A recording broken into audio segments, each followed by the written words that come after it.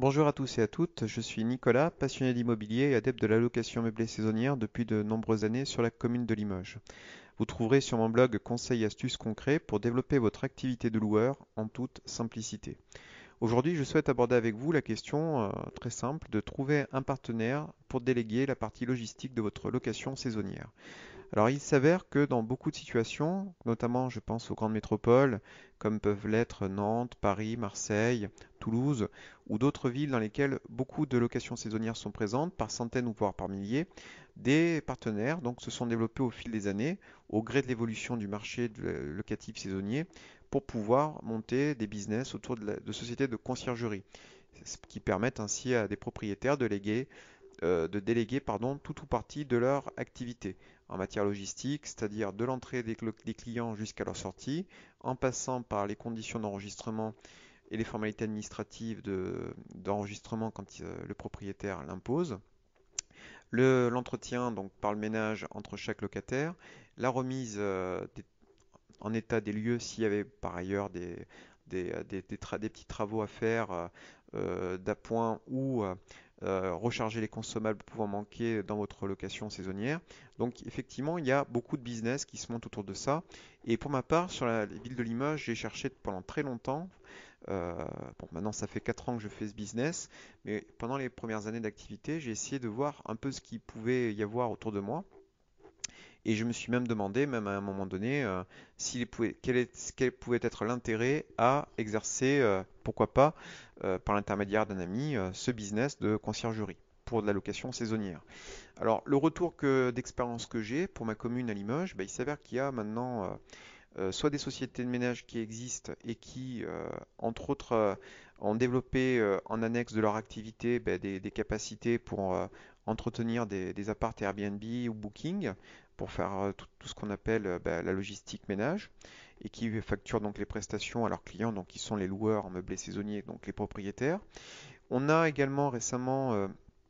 un petit jeune là, qui a lancé une société de conciergerie qui est très bien cotée, qui à mon avis a de l'avenir pour des appartements de type T2, T3, T4, voire des maisons. Donc sur ce business model, je pense qu'il y a de la demande sur la ville de Limoges. Il y a sans doute encore, et je méconnais peut-être le sujet, hein, parce que je ne suis pas un spécialiste de la conciergerie, mais il va y avoir, à mon avis, un marché à saisir dans la durée, dès lors que, bien entendu, les propriétaires pourront répercuter les frais d'intermédiation avec ces sociétés de conciergerie, hein, c'est-à-dire puissent accepter de payer tout ou partie des frais commissionnés par ces sociétés de conciergerie pour assumer l'aspect simplement logistique que réclame l'activité de location saisonnière. Donc à Limoges, nous avons la création depuis peu donc de sociétés qui sont soit spécialisées dans la conciergerie, sinon que l'on peut retrouver en annexe comme activité complémentaire par des sociétés de nettoyage existantes déjà depuis très longtemps ou qui ont pignon sur rue depuis très longtemps. Donc voilà un petit peu le panorama que je peux dresser moi au niveau de ma commune. Et si je peux être euh, un peu audacieux à titre de comparaison, il y a beaucoup de communes dans lesquelles bien, il y a une offre abondante de location Airbnb ou Booking et malheureusement il y a peu ou pas du tout de sociétés de conciergerie pour lesquelles les propriétaires peuvent déléguer cette activité dite logistique qui est malheureusement chronophage, source de revenus pour certains par ailleurs comme complément de revenus puisque certains propriétaires, à raison, commencent à comprendre l'intérêt de facturer des frais de ménage auprès de leurs locataires de passage à différents niveaux. Aujourd'hui, quand je regarde un petit peu la concurrence que je peux avoir moi sur ma commune, j'observe que certains propriétaires mettent des frais de ménage, alors pas déraisonnables, mais à titre participatif, c'est-à-dire de 5-10 euros. Alors moi aujourd'hui, très clairement, mis à part faire le ménage soi-même, ce sont 5-10 euros. Ça couvre à peine le coût de revient pour nettoyer, si j'ose dire, le linge de maison, le laver, le sécher, le repasser. En termes de temps, si c'est vous qui le faites vous-même, et simplement en termes de coût énergétique, pour l'énergie que vous allez consommer pour rien que nettoyer ça, et je ne parle même pas du temps à consacrer pour nettoyer les lieux entre chaque location. Alors, c'est vrai que beaucoup de propriétaires ne le font pas, n'affichent pas de frais de ménage parce qu'ils incluent directement dans leur prix de la nuit. C'est une stratégie. D'autres le font de façon modeste en affichant un prix de participation, frais de ménage et ou de frais d'entretien de linge de maison qui est également modique, qui va être de 5-10 euros. Et certains, en tout cas moi c'est mon conseil et c'est ce que je pratique depuis le début, je n'hésite pas à afficher des frais de ménage qui vont pardon, de 30 à 45 euros selon les appartements et le niveau de prestation que j'affiche. Alors j'ai pensé un temps